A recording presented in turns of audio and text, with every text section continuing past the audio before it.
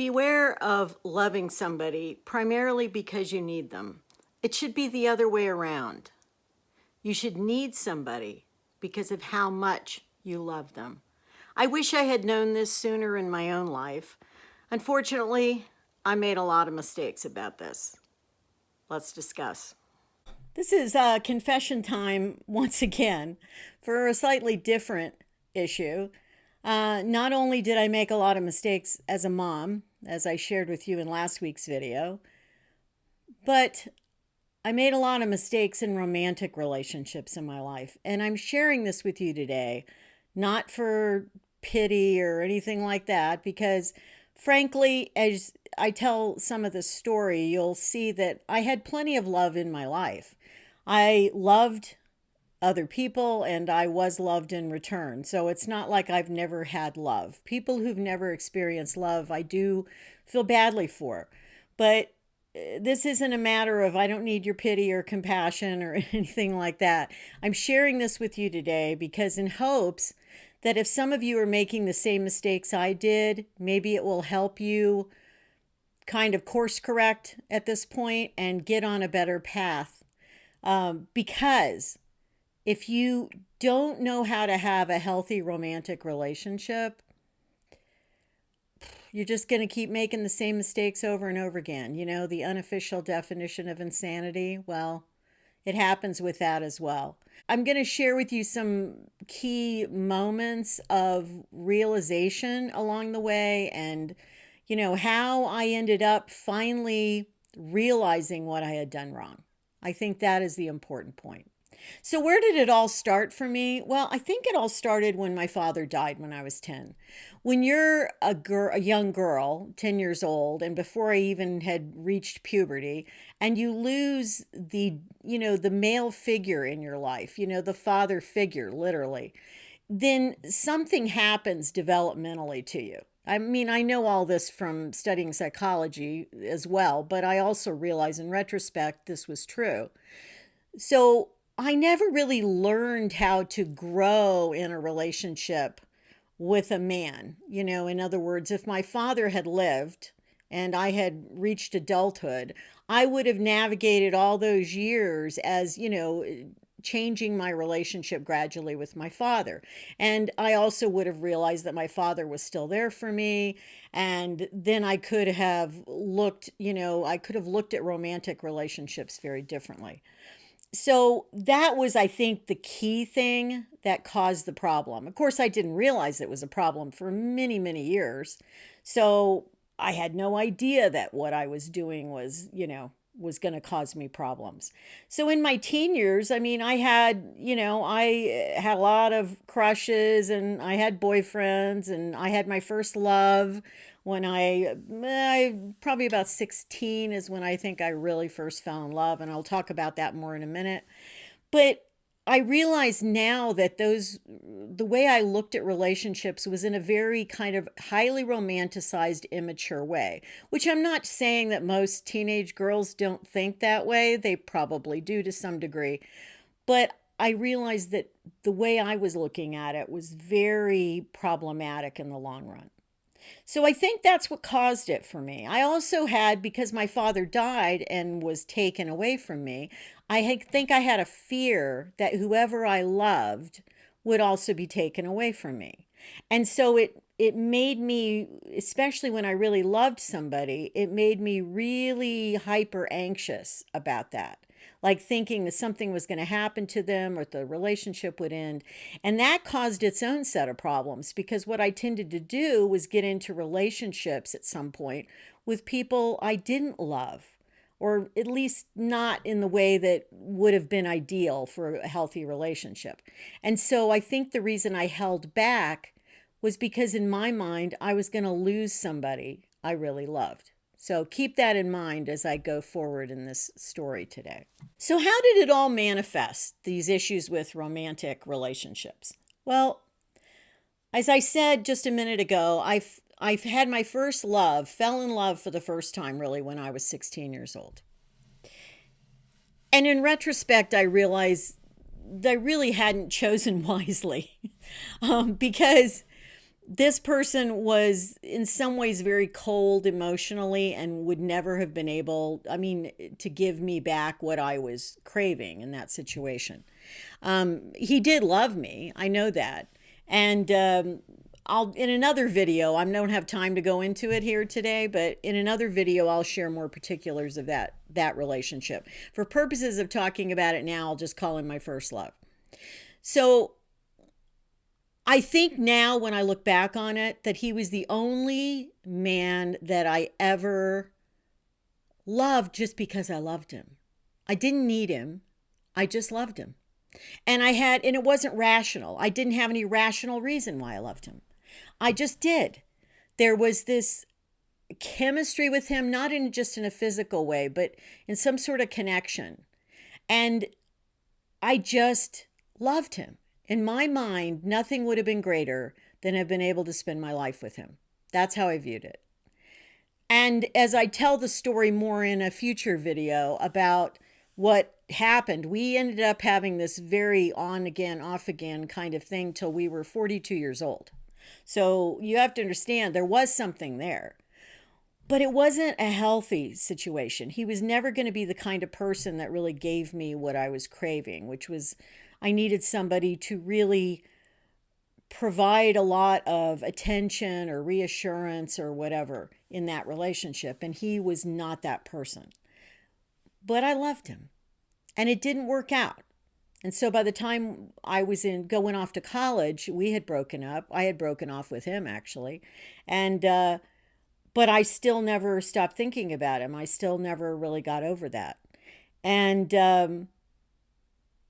I realize now what I didn't realize then, which is that I think when that didn't work out for me, it kind of even scared me more. In other words, I was really careful after that to not fall for somebody in any way that I wasn't relatively assured I was going to get the same feelings back. In other words, I was going to get the attention and devotion or whatever I thought, I needed. I was going to get that back. And sometimes that was the thing I looked at more than how much I actually loved or even liked this person. So in future relationships, it really affected that first love didn't work out and made me feel even more afraid of going down that road, if that all makes sense.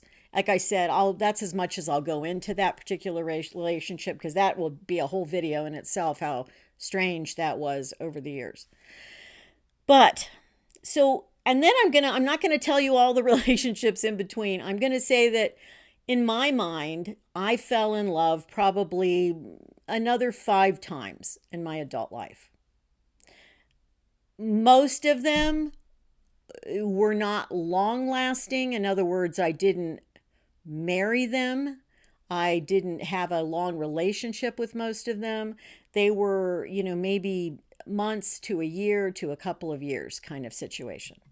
But then my last love was a longer relationship, and we were together for 13 years. And my last love was also not healthy, though. That relationship was really based more on my need than my love.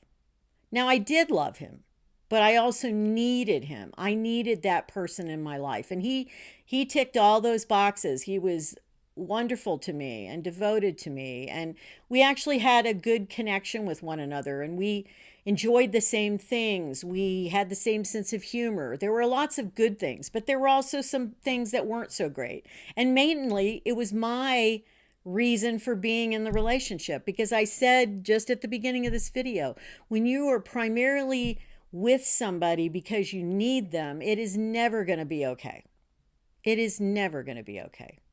So years into that relationship, I knew that it wasn't okay for me. I knew it wasn't healthy for me, because the longer it went on, the more I kind of clung to the idea of I need this person in my life, even though this other part of my brain was saying, you got to get out of this. You've got to be on your own. And at some point in my 30s, I remember going in for therapy, and the therapist even said that to me as I was explaining all of this. They said, you really need to spend some time on your own, because in my whole adult life, from the time I was in college, I'd always had a man in my life. So I had never gone any period of time really without having some significant relationship. So I had never really learned that I could take care of myself in all respects, that I could be enough for myself, and that I could truly love myself. Those things I hadn't realized all those years I was putting this energy into relationships that really weren't going to be healthy ever. Now, I was fortunate. I never got involved in a relationship where somebody was physically abusive or tremendously emotionally abusive or anything like that, but it still wasn't healthy. Because when you're not in it for the right reasons, it's not healthy. So when that relationship came to a very painful end about 22 years ago, I was plunged into one of the worst phases of my life, but something I had to go through, which is that I had to learn that I could be enough for myself, that I could love myself, that I could take care of myself. And that all took a tremendous amount of pain. Metaphorically, that was like walking through hot coals. And I went through that period of my life I called the wasteland after that. Well, I had a lot of time alone, and I had a lot of time to think about why I had been in relationships that were not healthy.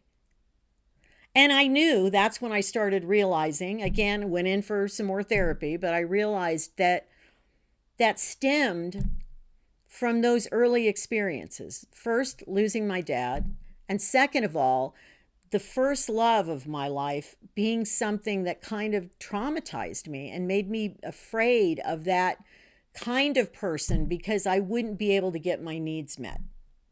And so I went through a tremendous amount of pain and healing and recovery from that.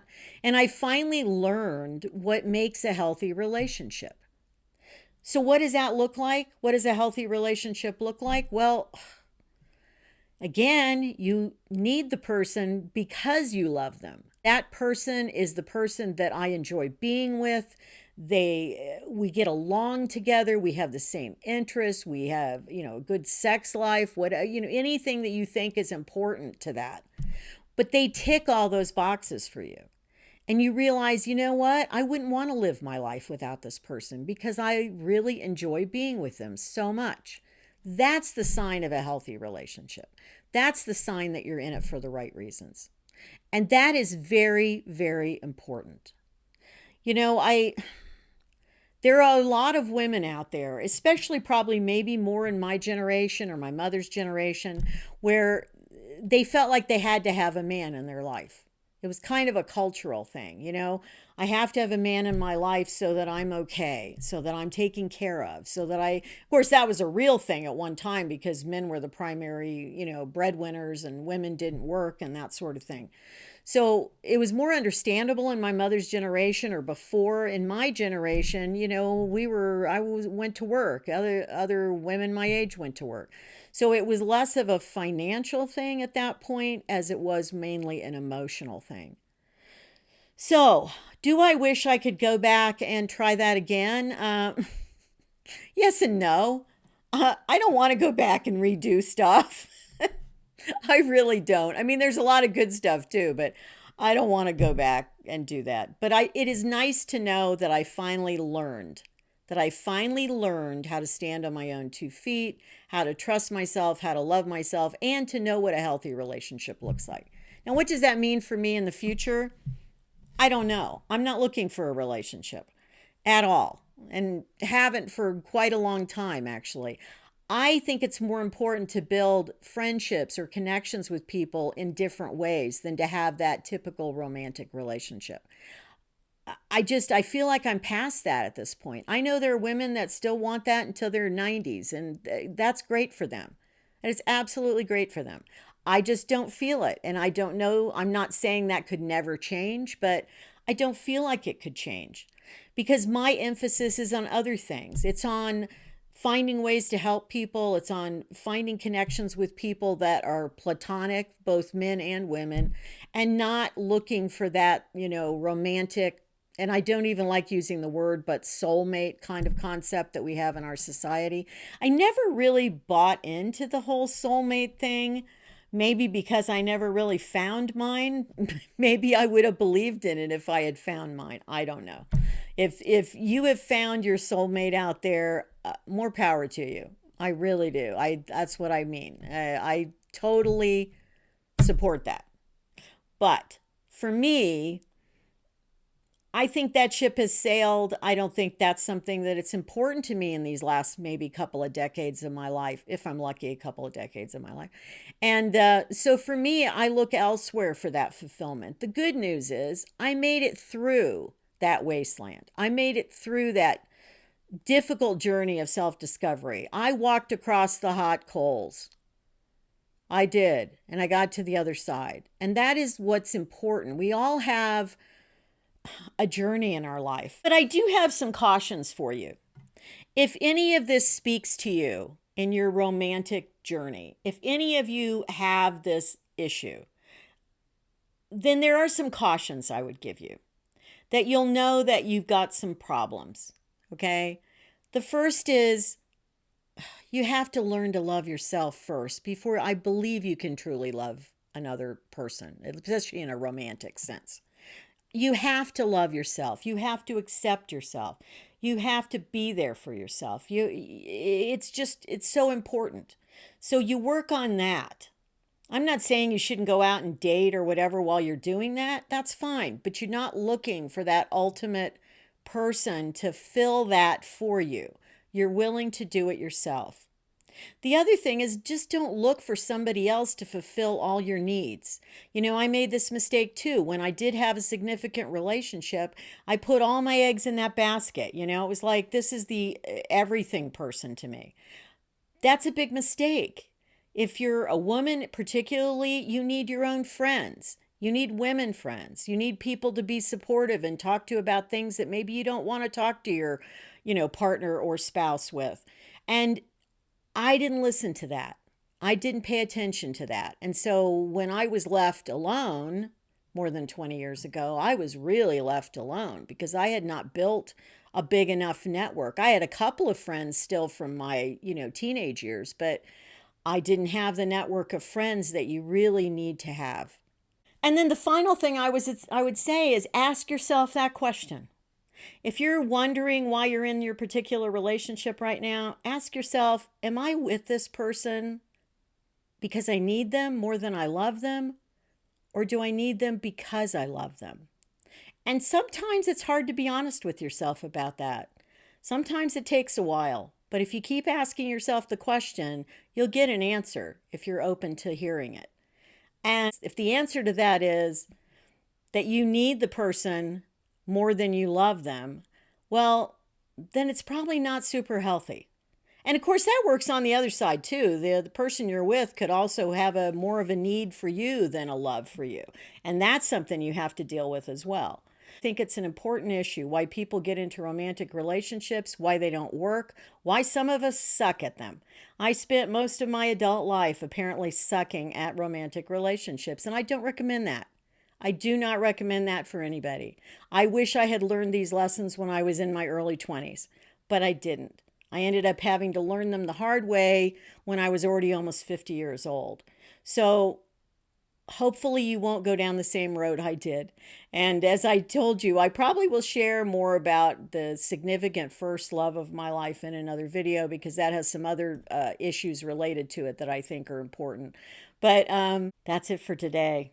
Until next time, be well, be kind, keep moving forward in your life, and take care. Bye.